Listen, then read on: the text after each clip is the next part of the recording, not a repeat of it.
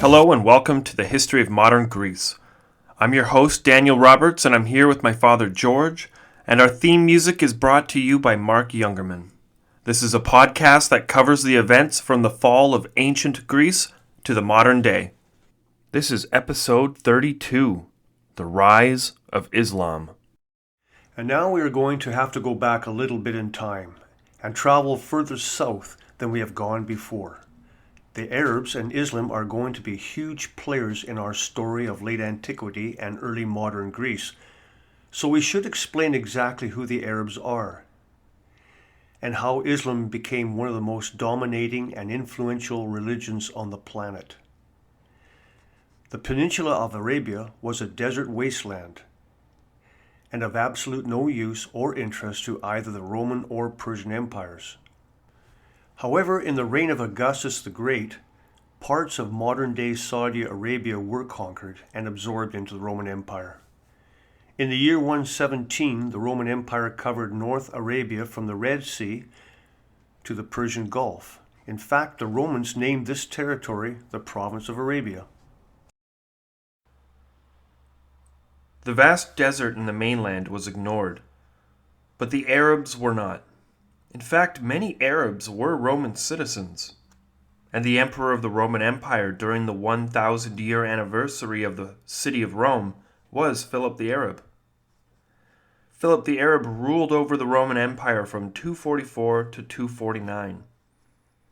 I think it was Michael Duncan who said that we only know about Philip the Arab because he was the emperor during the Millennium Games. Needless to say, the Arabs were just as part of this world as any other people. But because they came from the deserts of Arabia, most of their homeland was unknown to the empire. Yet they were a vital part of trade as the Silk Road took goods from India and China through the Arabian Peninsula and into the empire. We would definitely know a lot more about ancient Arabia, but the Islamists have destroyed everything pagan inside the peninsula, making it very difficult to study pre-Islamic Arabia. The kingdoms that we know for sure existed before Islam were the Kinda tribe of Central Arabia, the Yemen kingdom of Southern Arabia, and the Oman kingdom in the southeast. Yemen was the most developed region in Arabia due to its richness from trading with the Silk Road ocean routes. However, in the late 6th century, they faced constant harassment from the Persian Empire, and their wealth and influence dwindled within the region. The Arab tribes also practiced something called the razzia, which meant raid. It was built into Arab culture to raid other tribes, very similar to the tribes of the Great Steppe or the Apache tribes in western North America. Inside the deserts of Arabia were nomadic tribal peoples, and they were tough people of the wild. Life was very hard for the nomad, and with no water, you had to work together to survive. Oftentimes, tribes would be battling it out just to gain control of a small oasis. It is very easy to dismiss them as barbarians of the desert, and for the most part that was true. They were not civilized people, because in this environment, civilization could be argued as weakness. There were many tribes in Arabia, and one of these tribes lived within the city of Mecca on the western coast of Arabia. The Qureshi Tribe was a tribe of Mohammad, and the most important in our story. Mecca was already an ancient site in the peninsula, and was home to an ancient temple said to be created by Abraham. The legend states that Abraham and his son Ishmael were in the valley of Mecca and built a house of worship to the one true God. There was a cornerstone left empty, and Abraham tasked Ishmael to roam the countryside looking for the most beautiful stone. But the angel Gabriel sent a stone from heaven down to Mecca, and Abraham laid it in the corner of his temple. This meteorite is still in the temple today. Following the ancient teachings, after the city of Mecca formed around the holy temple created by Abraham around 3,000 years ago, a shopkeep from the square traveled north into the Levant, where he saw great architecture and great civilizations. He was so impressed with this new world that he took one of their statues back to Mecca with him. This merchant then placed the Assyrian idol right in front of the temple and told the people that this idol was the new god of Mecca. And as time progressed, more and more idols were brought from faraway lands and empires and placed in front of the temple and worshipped. It is said that by the time of Mohammed, there were over 360 idols surrounding the sacred house. That is an idol for every day of the year, or an idol for every degree in a circle. Abraham also made Mecca a haram, or sacred city, which meant that no one could do any harm within this city because it was a city of prayer and worship. Even though there were over 99 gods within tribal Arabia, plus the hundreds of gods imported from other civilizations, they all respected the law of Haram created by Abraham. There were 99 other gods, but everyone believed in the God above all gods. This higher God was completely out of reach, and one had to ask lower gods to take their prayers to the higher God in order for him to hear them. This made Mecca the most popular place in the Arabian Peninsula to do business. With all of the nomadic tribes honoring the Abrahamic Haram, no one ever fought in the city, and people could trade and barter in peace. This made Mecca the literal Mecca of trade. The Meccans encouraged all of the other tribes to bring their gods and idols to the holy house and focus the power of the gods on this one city. That way, no matter who came to the city, there was a god representing one of the tribes in Mecca. And if you crossed one person in Mecca, you crossed every person in Arabia. With all of the trade coming through Mecca and the Qureshi Tribe taxing all of it, the local tribe became very rich and powerful. Mecca was a trading station for slaves, being so close to Africa. The Arabians imported them from across the Red Sea. Mecca was also home to many Christians and Jews, and were so assimilated with each other that no one could tell the Christians, Jews, or pagans apart without visiting their temples. The many tribes of Arabia got into fights over resources that could last up to centuries long, and although Mecca was caught up into some of these entanglements, it did its best to stay out of tribal conflict, because violence was bad for business. Approximately in 571, this date is challenged by almost every historian, a man named Mohammad was born in the Qureshi Tribe in Mecca, during the same year as an army attacked Mecca and failed miserably. His father died before he was born, and his mother died when he was very young. For a short time he lived with his grandfather, but soon he too died, and Mohammad was given to his uncle who raised him. He was brought up as a merchant in Mecca. Mohammed would take goods from Mecca and trade them in Palestine with the Romans. He developed a reputation as a very truthful person who could be trusted with trade. Mohammed had to have been a great speaker, writer, and accountant to be as successful as he was at his trade. Many will claim he was illiterate using Quran 29:48, but that verse is very ambiguous and does not state that Mohammed was illiterate.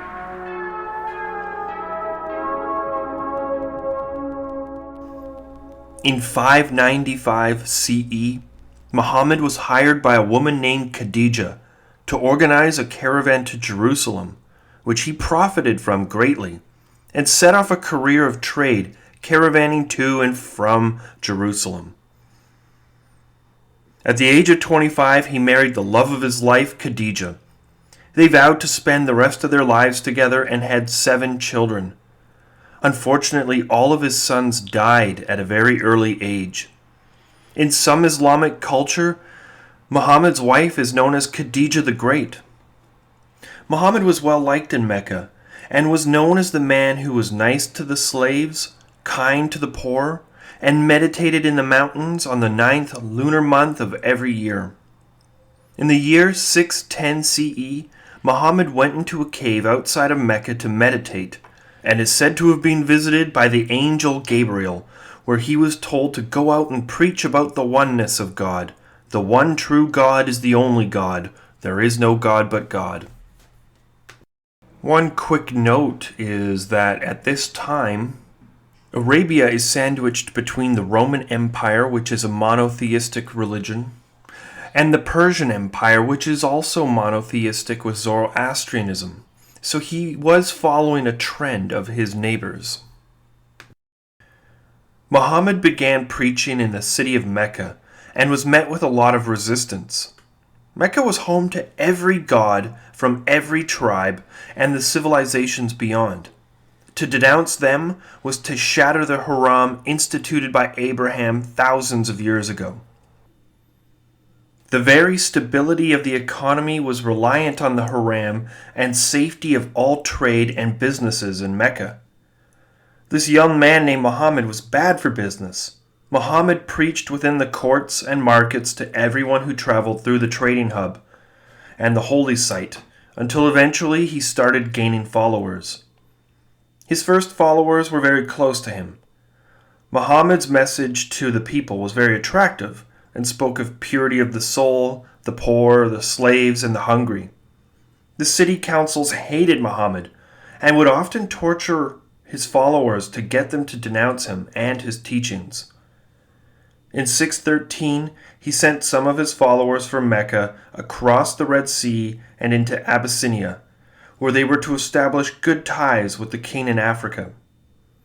All of Muhammad's dealings in Mecca caused the other tribes in Mecca to distrust him, and the only thing keeping him safe was his uncle, the chief of his tribe. This uncle loved his nephew Muhammad and protected him from the other families that wanted to stop Muhammad preaching. A quick fun fact is that Sunnis believe that Abu Talib, Muhammad's uncle, converted to Islam, while Shiites believe that his uncle never converted and continued to practice paganism. When Abu Talib died in 619 CE, and Muhammad's other uncle came to power, he was no longer safe. His new uncle, Abu Lahab, wanted Muhammad and his one-god nonsense out of the city forever. Unfortunately, in this same year, Khadijah, Muhammad's wife, died. And this was a year of tremendous loss and sadness for Muhammad. Not only did he lose his father figure and protector, but he also lost the love of his life. And now an army of angry merchants came descending upon him. In 620, Mohammed had his most intense vision with the supernatural. He was whisked away from Arabia on a winged horse and brought to Jerusalem, where he met Abraham, Jesus, and all of the other prophets. The mythical creature took him higher and higher until his soul was taken out of his physical body and at last stood at the edge of the celestial universe. In 622, he encountered pilgrims on their way to the Kaaba at Mecca, when he started to preach to them and told them about Islam and the one true God. Muhammad's preaching influenced these pilgrims from Yathrib, and in 622, Muhammad and his followers moved to that city. Muhammad's trustworthy name earned from his time as a trader paid off, and Muhammad was invited as an arbitrator between 12 other tribes in Yathrib. He was now the leader of a community and responsible for feeding and protecting them. He was no longer just a prophet or religious teacher. He was a leading statesman. When he moved into Yathrib, his teachings and concepts about Islam started to change drastically. In Mecca, his teachings were more focused on the oneness of God and the rejection of idols and false gods. His message was to get away from all of the foreign and diverse gods and to focus on the one true God, Allah. But all of that started to change when he moved to Yathrib. Now that he was the head of state, his teachings and writings started to focus on military tactics and legislation. This reflects the shift in society Muhammad had taken after he moved from Mecca as a merchant and into Yathrib as a statesman. At this point, the biggest difference between this prophet and all of those who came before him were the previous prophets were governing cities and people. Muhammad has successfully created a new tribe in Arabia, not one bound by blood and marriage, but a super tribe bound by faith. Faith in his new religion of one super God. After Mohammed and his friend Abu Bakr moved to Yathrib, the city was renamed Medina, which translates into the city of the prophet. Mohammed worked tirelessly to integrate his new Muslim followers into the native population of the city. Most of the pagans in the city would end up converting to Islam, Mohammed's new teaching of one God, but there was a large population on the outskirts of town who weren't exactly converting to his new teachings. Up to this point, the Jews and Mohammed had a lot in common. They were both believers in Abraham and both worshipped one God, and to Mohammed, they were the same people. Up until this point, the Muslims prayed facing Jerusalem, the same as the local Jews of Medina. While governing over Medina, he drafted several constitutions that made the city a harem, which literally meant no blood shall be spilt in the city, same as Abraham did to Mecca over 3,000 years ago. He also stated that if one tribe of Medina were to be attacked, it would be treated as though every tribe of Medina were attacked, very similar to the NATO agreement of the 20th century. The population of Medina was rapidly converting to his new one-God religion. Mohammed went as far as to commission the construction of the mega mosque, where all religious matters concerning Muslims would be conducted and overseen by Mohammed himself. While all of this is going down in Medina, the government in Mecca began seizing all property of the inhabitants who had converted to Islam and had moved to Medina. This pissed off a lot of Muslims in Medina, and they began raiding the Meccan caravans that traveled north from Mecca to Jerusalem. In 623, a caravan was traveling from Jerusalem to Mecca, and they were so afraid of Muslim raiders from Medina that they asked for military reinforcements from Mecca to guard their path south. The army rode north to confront Muhammad and his bandits. Muhammad, on the other hand, was only expecting to raid a caravan and brought just a few hundred bandits.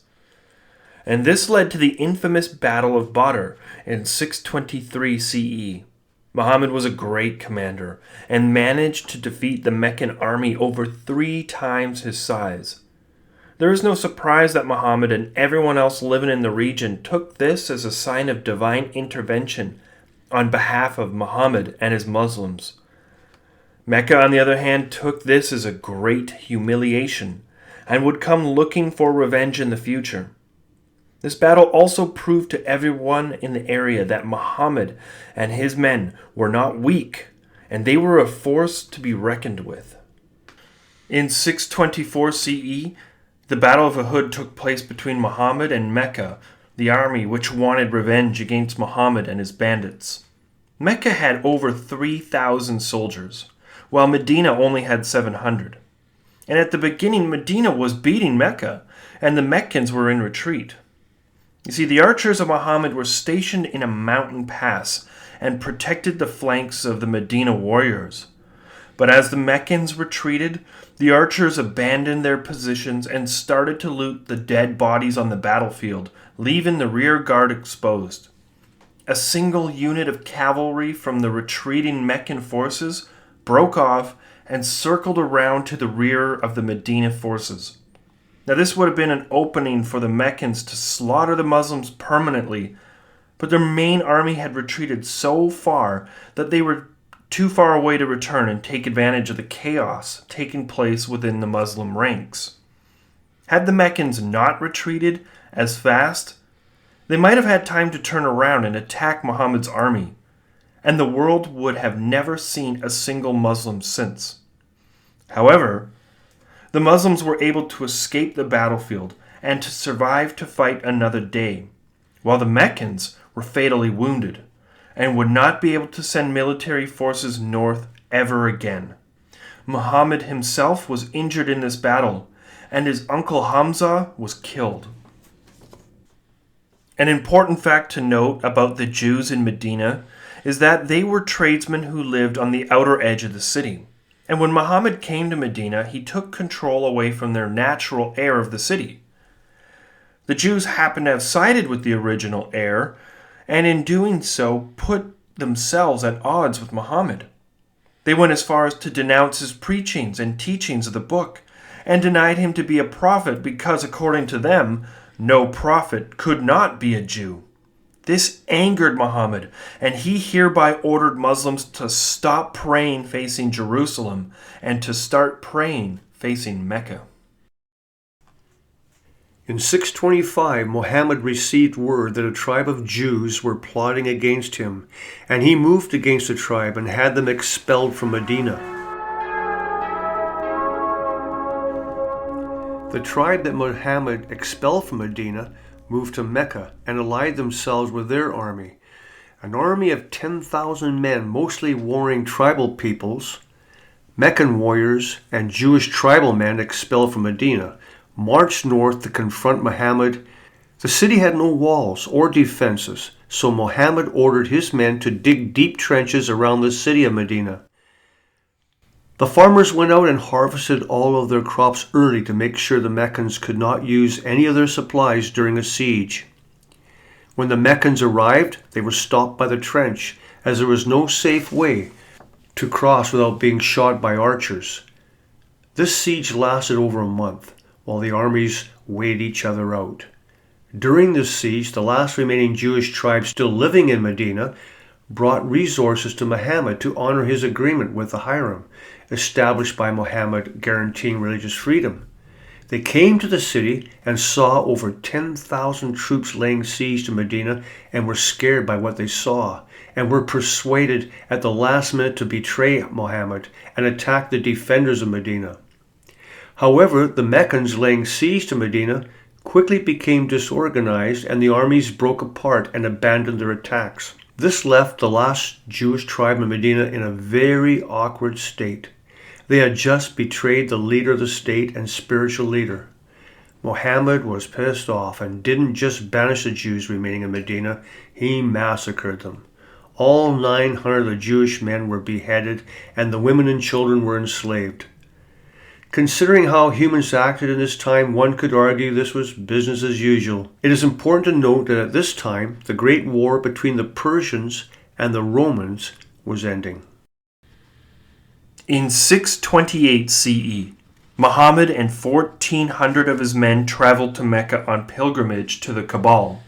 No matter how you spin this, it looks like an invasion, so don't blame the Meccans for fearing the worst. Envoys were sent out to intercept Muhammad, and a treaty was formed between the two cities. This agreement stated that the Muslims and Muhammad would return to Medina, and that there would be a 10-year truce. Now, this treaty made sure that Mecca recognized Muhammad and Medina as official states. And because Islam was now an official religion, the Muslims still living in Mecca were now allowed to pray freely within the city. In 629 CE, Muhammad reached out to rulers around the world for cooperation. He wrote letters directly to Emperor Heraclius and to Khosrow II of the Persian Sassanid Empire. One of his emissaries was killed while delivering a letter, and this was a basic declaration of war. So Muhammad sent an army north, commanded by his adopted son.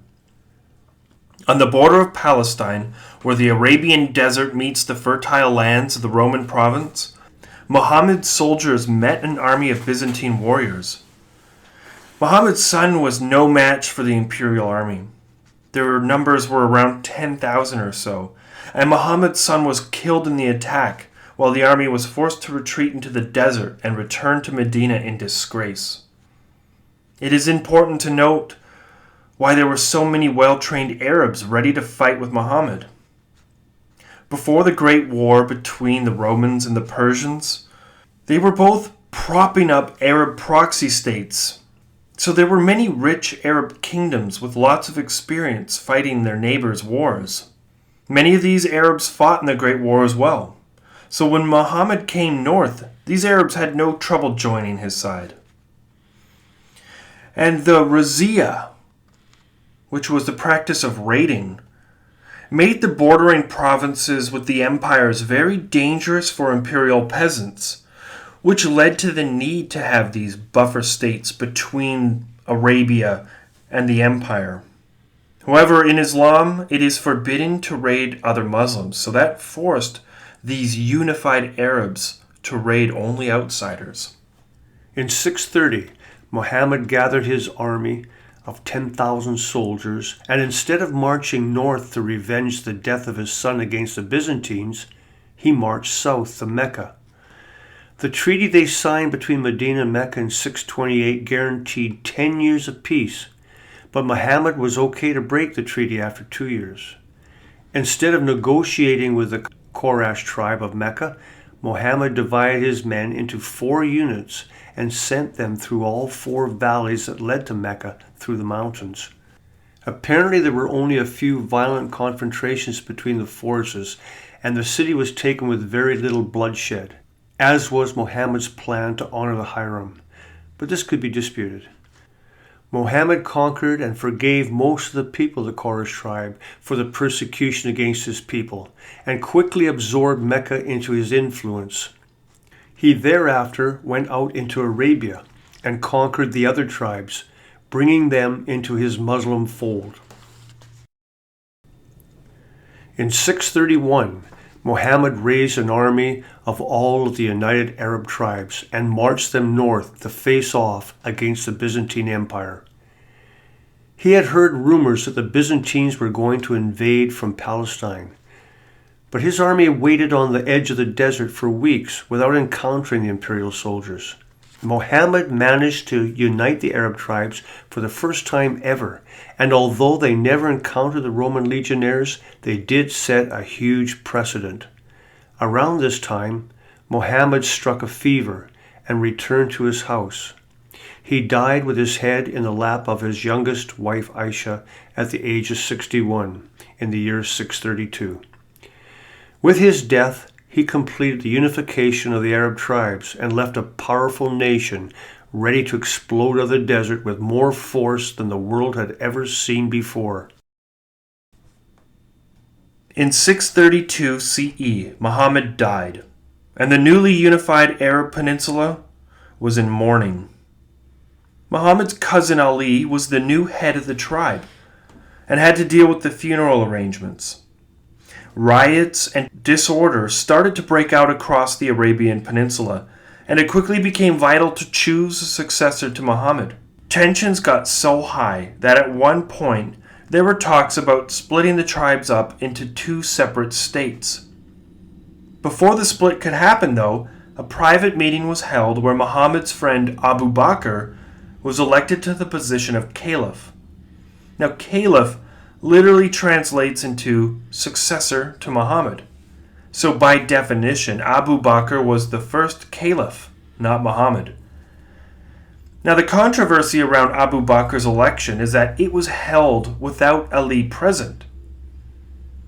And this is because Ali was busy dealing with his cousin's funeral. Now this decision really pissed off Ali, as he was the head of Muhammad's tribe, and he was not consulted during the appointment of his successor. Luckily, the Muslims were able to get over this issue of succession, and we never hear about it again. Except that they didn't get over it, and this is how we get the first schism within Islam, the Shiite and the Sunni. Now, this schism isn't that theological when you compare it to the Protestants versus Catholics. The Muslim schism happened almost immediately, and it didn't really have a big effect on Muslim relations until hundreds of years later. Whereas the Protestants breaking away from Catholics happened over 1,000 years after the foundation of the religion, and when it happened, it led to the bloodiest conflict of European history. Well, that's it for today. Join us next time on the history of modern Greece. See you next time. Stay safe and stay awesome.